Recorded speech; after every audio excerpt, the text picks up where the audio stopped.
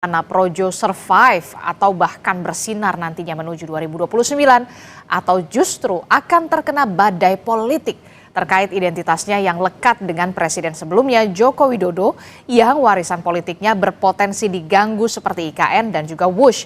Kita ulas bersama dengan pengamat politik Carta Politika Yunarto Wijaya dan juga Wakil Ketua Umum Projo Freddy Damanik melalui sambungan daring. Selamat pagi Bapak-Bapak, Assalamualaikum.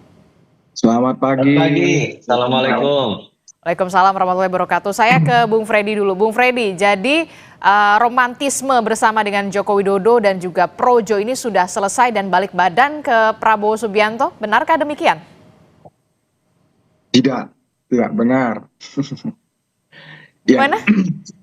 Nggak benar lah Mbak. Maaf saya agak parau. Kemarin kecapean mimpin sidang 2 hari. Oke, jadi yang benar? Nggak seperti itu, melihatnya nggak seperti itu. Jangan kita di framing seolah-olah kita sudah tidak dengan Pak Jokowi lagi. Nggak gitu, ngelihatnya nggak gitu. Jadi sejak awal memang eh, kita bersama Pak Jokowi, kemudian bersama Pak Prabowo, itu sejak awal seperti itu. Hanya, ya ini kan Kongres.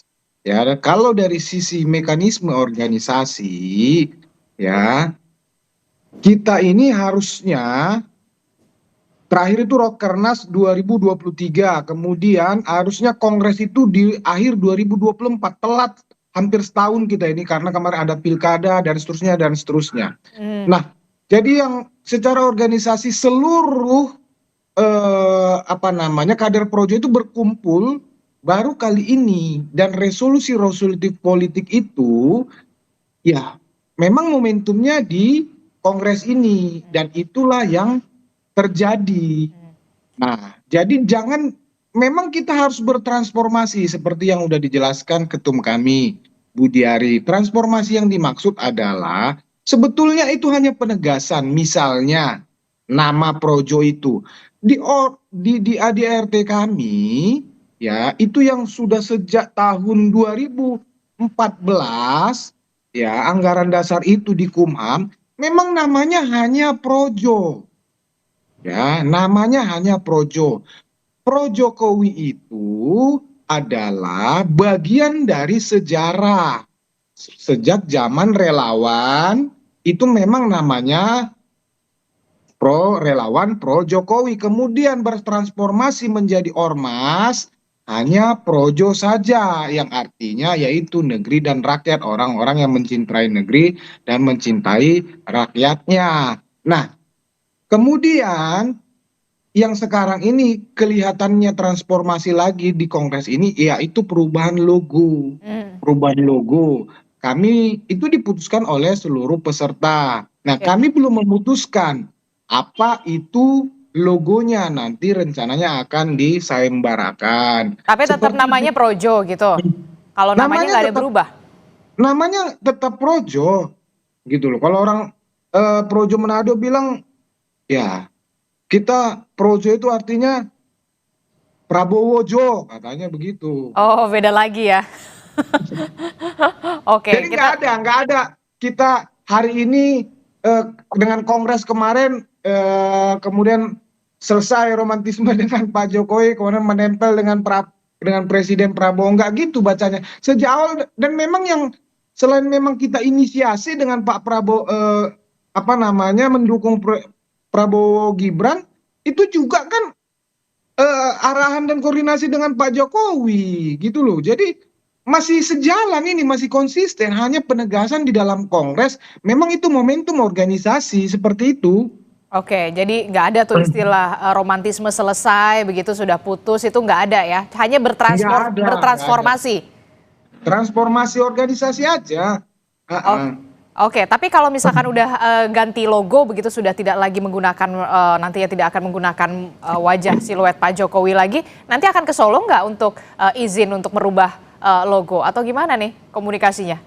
Jadi kemarin pagi, kebetulan saya tidak mendengar, tapi beberapa teman mendengar, saya lagi mimpin sidang, itu Ketum Budiari bersama teman-teman lain itu komunikasi teleponan dengan Pak Jokowi. Ya, kita menyampaikan Pak, dalam waktu dekat kita akan ke Solo untuk melaporkan hasil hasil kongres Kongres. ini. Ya, Kapan beliau itu? menyampaikan, iya, anytime, kapan saja silakan datang. Jadi kemarin itu Oke.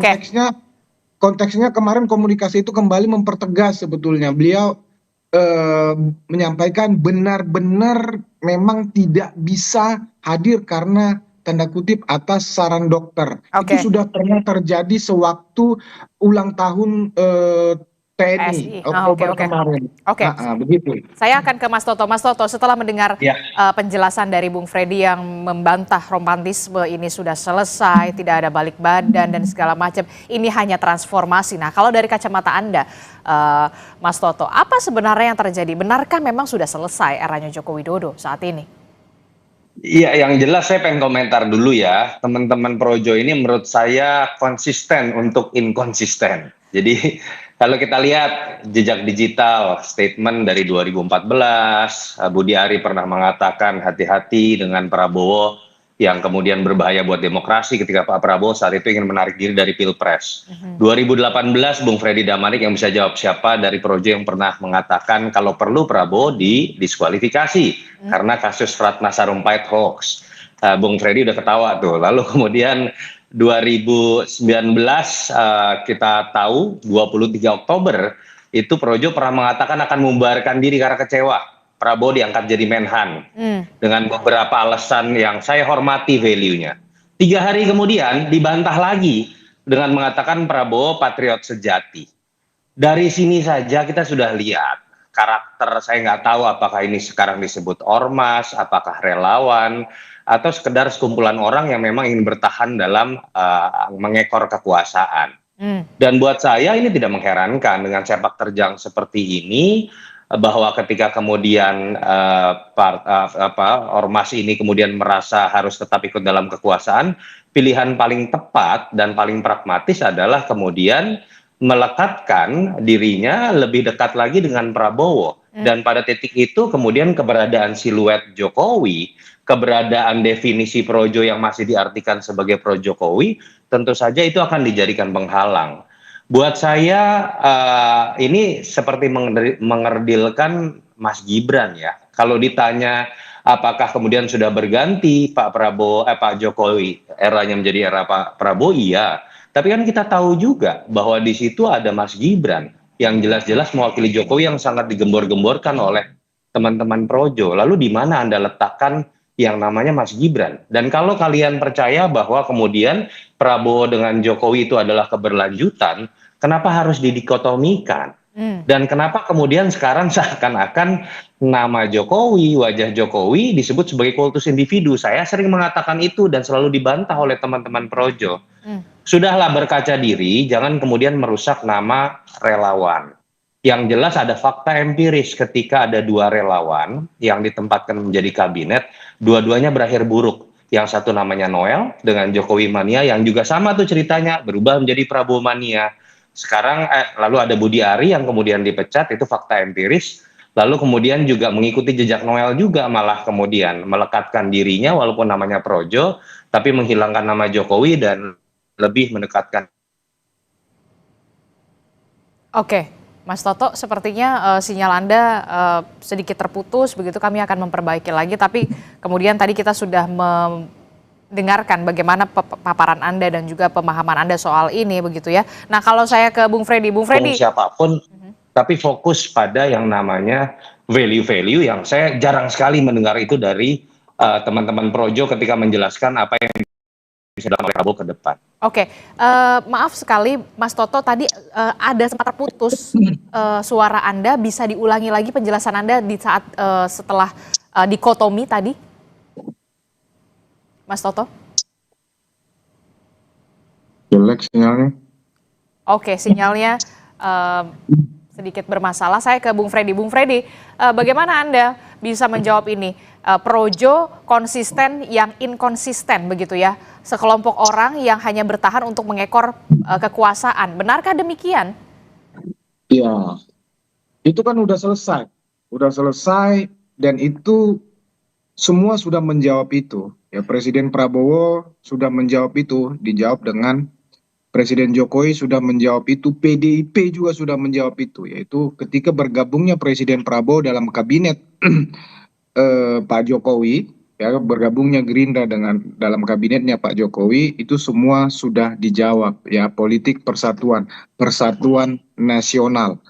Itu juga yang terjadi kepada Projo, karena Projo bagian dari itu. Demikian juga terhadap partai-partai. Jadi menurut saya itu semua sudah selesai, ya. Apapun itu, Mas Oto mengatakan mau itu inkonsisten, retorika, apapun itu, tapi ya itulah politik kita per hari ini, per kemarin bergabungnya bersatunya Prabowo dengan Pak Jokowi, yaitu kami berada di situ.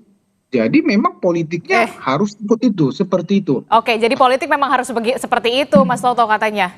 Bukan politik harus, tapi itulah yang kami di situ ikut politik persatuan nasional itu sama juga dengan partai-partai lainnya, begitu loh. Sama juga dengan PDIP juga, justru PDIP yang terbesar di kabinet di koalisi itu, mereka tidak menolak itu, justru mereka yang merangkul, kan begitu. Jadi ya kami berada di situ sama dengan partai-partai itu, sama dengan. Tapi kan Projo bukan partai.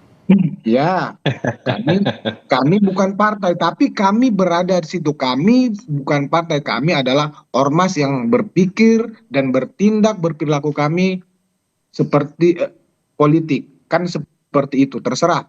Mau dibilang lebay apa, tapi itulah Projo hari ini seperti, dan sejak kami putuskan menjadi ormas, memang kami sudah memutuskan bahwa akan bertindak, berpikir, dan berperilaku secara politik.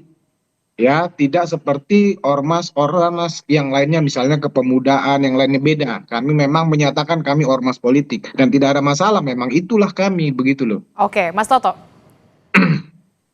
Ya, ya beginilah kalau kemudian politik diartikan sebatas bagi-bagi kekuasaan, mengekor pada kekuasaan, lalu kemudian perubahan itu ditentukan oleh ikut siapa, bukan pertanggungjawaban nilai. Seingat saya ya, dulu ini statementnya Budi Ari tentang berbahayanya Prabowo buat demokrasi 2014. Mendukung Jokowi itu bukan tentang mendukung siapa, tapi mendukung nilai, pemimpin yang berasal dari bawah. Kenapa teman-teman Projo lebih mendukung Jokowi dibanding Megawati? Karena mereka menginginkan bahwa ada pemimpin yang bottom up, ada sistem merit yang bekerja, tidak harus darah biru. Dan itu yang juga saat itu saya pendukung Jokowi juga. Nilai itu yang kita perjuangkan bersama-sama.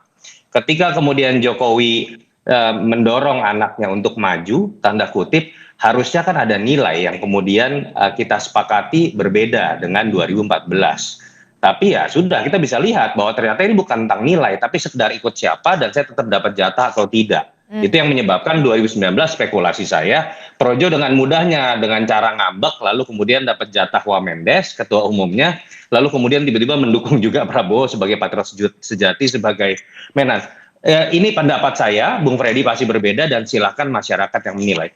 Tapi poin saya, sebenarnya kalau kita bicara kita mau terima pun langkah pragmatis dari Projo, saya coba ingin melihat statement dari Budi Ari sendiri yang mengatakan bahwa untuk mendukung pemerintahan Prabowo, program-programnya kita ingin perkuat dengan masuk di partai yang dipimpin oleh Prabowo supaya lebih tinggi dari 13%. Pertanyaan saya, Prabowo itu udah kuat, koalisinya itu 85%. Mau diperkuat apa lagi?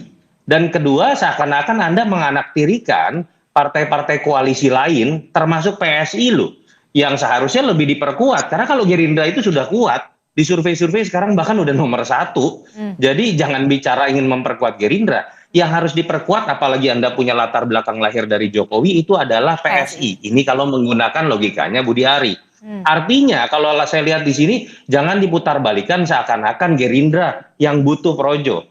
Projo atau Budi Ari yang butuh kemudian kekuatan politik bernama Gerindra.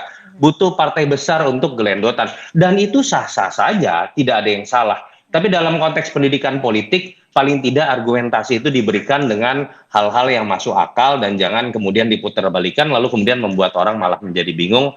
Ya paling tidak kalau tidak memberikan kontribusi secara elektoral, memberikan kontribusi lah secara pendidikan politik. Itu Terakhir, saja. saya mau ke Mas Toto, singkat saja, mampukah kemudian Projo ini bisa bertahan dengan kemudian berbalik badan, justru kemudian mencoba bertahan untuk mengekor kepada kekuasaan di 2029? Pada akhirnya sejarah yang memperlihatkan baik ormas ataupun partai itu bertahan karena terpaan sejarah, prinsip yang dipegang, values yang tetap dipertahankan, atau memang memiliki sosok yang sangat kuat karena sangat karismatik, dihormati untuk kemudian bisa menjadi magnet elektoral. Itu di level partai. Ormas pun kira-kira seperti itu ketika berbicara ormas politik. Pertanyaannya apakah Projo memiliki syarat? Buat saya Projo adalah ormas yang paling inkonsisten, yang tadi saya sudah jelaskan dengan berbagai macam alasan, sehingga prinsip apa dan value apa yang bisa kemudian jadi faktor pengikat. Yang kedua, ya apakah Budi Ari bisa menjadi magnet elektoral, yang menjadi menteri saja dipecat, lalu kemudian sekarang orang bingung menerjemahkan apakah dia orang Prabowo ataupun orang Jokowi. Mohon maaf, saya tidak melihat prasyarat itu ada. Oke, terakhir Bung Freddy, apa jawaban Anda soal penjelasan tadi Gerindra koalisinya tidak pemerintahnya itu tidak perlu lagi didukung, yang perlu didukung kalau memang Projo itu ya harusnya mendukungnya PSI begitu, yang butuh dukungan, butuh support, bukan kemudian malah mendukung koalisi pemerintahan yang sekarang ini sudah kuat. Ya, memang kita salut melihat dengan Mas Toto ini, ya beliau ini konsisten sejak awal, memang narasinya seperti itu. Ya, narasinya selalu adu domba kan begitu, adu domba Prabowo Jokowi, sekarang adu domba Projo kemana-mana. Ya, tidak seperti itulah. Kita Ditanya apa, jawabnya apa. mendukung itu dalam banyak hal kita dengan narasi juga bisa mendukung ya. Jadi bukan kita mengecilkan partai-partai lain, kita mengecilkan Gerindra, tapi itu menggambarkan, menunjukkan dengan narasi saja kita itu menunjukkan bahwa kita memang pengen mendukung pemerintahan ini. Jadi bukan berarti kita lebih hebat dari partai-partai lain, bukan berarti kita lebih hebat dari Gerindra, bukan. Ya kita menunjukkan niat baik kita sebagai ormas politik, saya rasa itu sudah menjadi dukungan. Itu kami melihat hal itu positif. Kalau dengan PSI ya itu ya sekali lagi masalah partai itu ketua umum kami secara pribadi menyatakan beliau bergabung dengan Gerindra. Ya, tetapi dalam salah satu resolusi kongres kami bahwa Ormas Projo tetap akan menjadi organisasi yang setia di garis rakyat dan setia dengan ormas kerakyatannya. Jadi tidak masuk dalam politik formal secara organisasi, tapi individu dibebaskan. Banyak kader kami, banyak PSI, ada Golkar, banyak Gerindra. Jadi semua di dalam Projo itu ada berbagai partai. Tapi ya pertanyaan saya nanti sudah diperjelas lagi untuk simbolnya lagi, sudah tidak memakai lagi gambar Pak Jokowi. Gambar siapa jadinya? Kalau diganti, karena sudah diputuskan diganti, sudah pasti tidak siluet Pak Jokowi. Masalah nanti apa itu belum diputuskan. Oke, kita akan tunggu bagaimana langkah selanjutnya dari Ormas Projo ini akan kemana. Terima kasih Bung Freddy Damanik dan juga Mas Toto, terima kasih sudah bergabung bersama kami. Sehat selalu Bapak-Bapak, Assalamualaikum, selamat pagi. Bang Freddy. Terima kasih Mas Toto. Yuk.